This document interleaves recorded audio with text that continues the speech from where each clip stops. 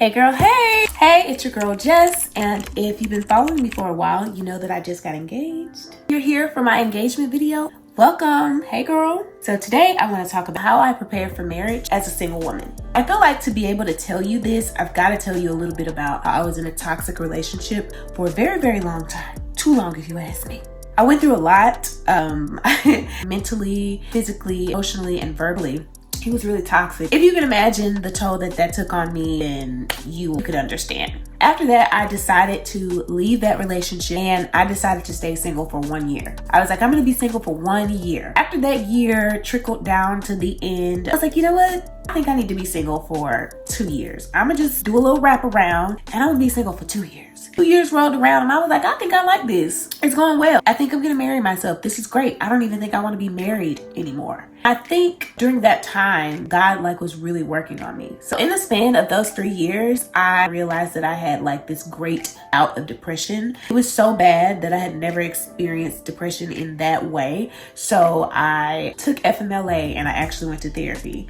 Went to therapy for about 12 weeks every day, from about 10 a.m. to 4:30 p.m. When I say this, don't think that you're gonna have to go to therapy for this long. I do think that therapy would be beneficial to you if you're going through a breakup or you're just trying to prepare for marriage and you've got a bit of trauma in your life, which everybody does. So I went to therapy and that therapy actually saved my life. I learned a lot about myself. Some of those things made me a little sad. I realized that I needed to learn to love myself. I thought that I loved myself, but I thought self-love was something that it wasn't. I thought it was just making sure my hair was done, making sure I take a shower, making sure that I eat, but it's way more than that. So I learned how my brain works.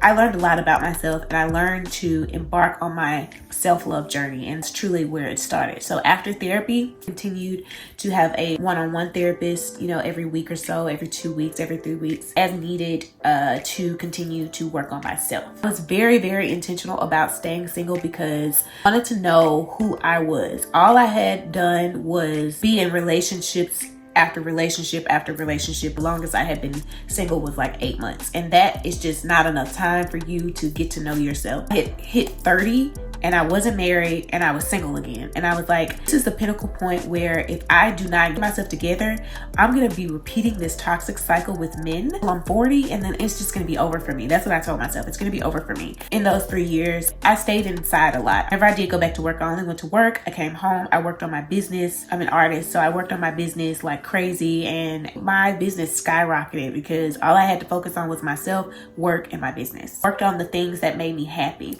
Also took the time to heal from my past relationship. Didn't just blame my ex for being toxic and being mean to me and doing things to me, but I also had to really look at myself and say, what did I do in that relationship to cause myself to endure and accept trauma? And I didn't decide to leave. Why didn't I decide to leave? It was just really a lot of me breaking myself down, breaking myself apart, and realizing that he wasn't just to blame, it was me as well. And what were the things that I needed to work on so that I would not continue to repeat this cycle? I cut off all men. So when I said I wasn't dating, baby, I wasn't talking to no men. I wasn't going on dates. I wasn't looking at men on Instagram. And I really feel like God really hid me in that time that I was single. So it really made it easy for me because I really thought that during that time, I was like, oh my God, nobody's trying to talk to me. Ain't nobody trying to holler at me. Ain't nobody jumping in my DMs like, God, am I ugly? I stink? What's going on? Your girl don't got it no more? I really just feel like God was hiding me that season because I did need to be single and I did need to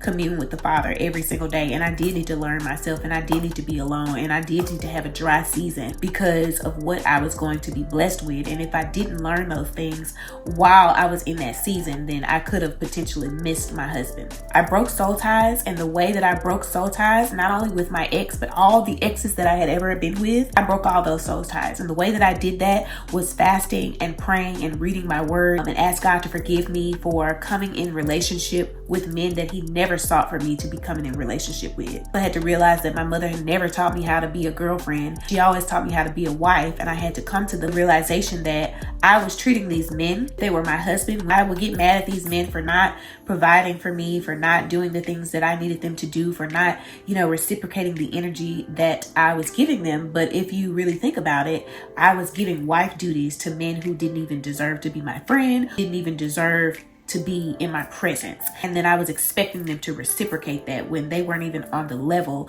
to be treated as a husband. So that was a thing.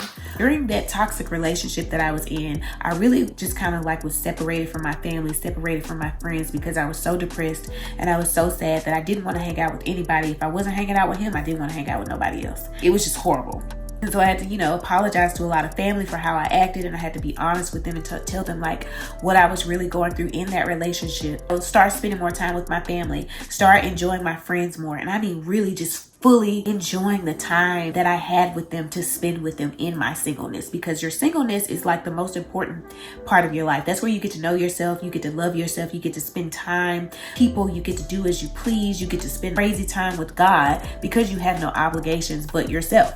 So I would take myself out on dates. I would take myself to the symphony. I would hang out with my girlfriends. I did everything that I could. I even gave myself 1 year of yeses. I had a yes year where I said yes to everything, because in that toxic relationship, I didn't want to go anywhere. I didn't want to do anything. So this year I was like, yes to everything. Girl, you want to go camping? Yes. I hate being outside, but yes, I want the experience. Girl, you want to go to Houston? Already ready. I packed my bags. Absolutely. Girl, you want to go to this cooking class with us? Not really, but yes. And that really opened up my horizon, really gave me my confidence back. I taking care of my hair better. My hair started to grow more than it's ever grown. My skin cleared up because all I was doing was praying, talking to God, saying yes to my friend, fully enjoying myself. I never did that in that relationship. Then I figured out what kind of man I wanted. And then everything that I wanted in that man, I made a list. I did everything that I could in those 3 years to become at least half of that list.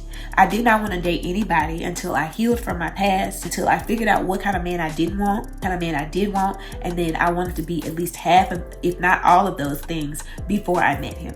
I had to break all this toxic cycle behaviors I inherited from that toxic relationship as much as I could while I was single. So toxic thinking that I had, that if I wanted to be heard, I needed to yell and curse. That's what all I was used to. The inkling to get into an argument and want to like physically fight somebody or think that I need to be ready to fight somebody. I had to break all of that. I worked out, started eating clean. I started keeping my space clean. Even though I've always been a clean person, I was so depressed in that last relationship that it was like hard some days for me to shower. During that depression of those 12 weeks that I had to go to therapy, it was hard for me to shower. I literally didn't have the energy. That's going to go over some people's head if you've never been there, but that's my truth.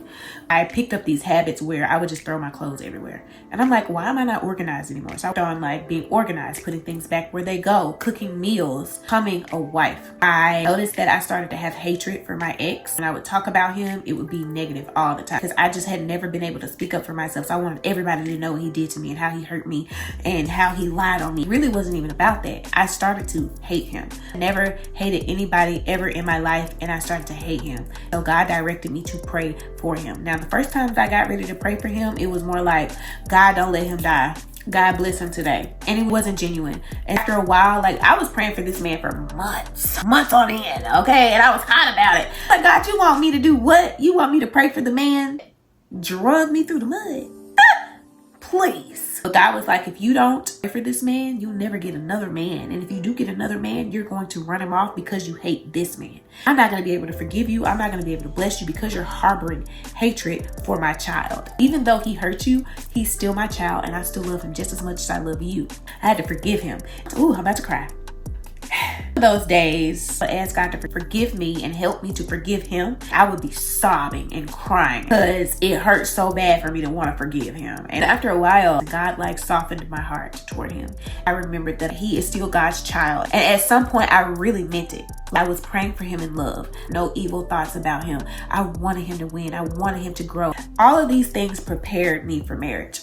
And then the last thing that I can think of is I prayed for my husband. I prayed for my husband, y'all, like I knew who he was, like I could see his face. Prayers got so intimate. I thought that I was praying for somebody that I had already met.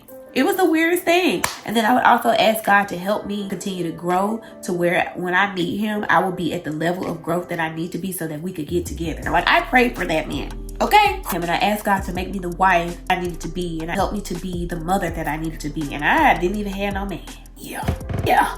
I know this video was probably all over the place, but those are the things that I did to prepare myself for marriage as a single woman. If you're in a season where you're preparing yourself as a single woman for marriage, please let me know down in the comments what you're doing, what you're experiencing, or even if you're married, what did you do when you were single to prepare yourself for marriage? Happy New Year, and I'll see you in my next video. Bye.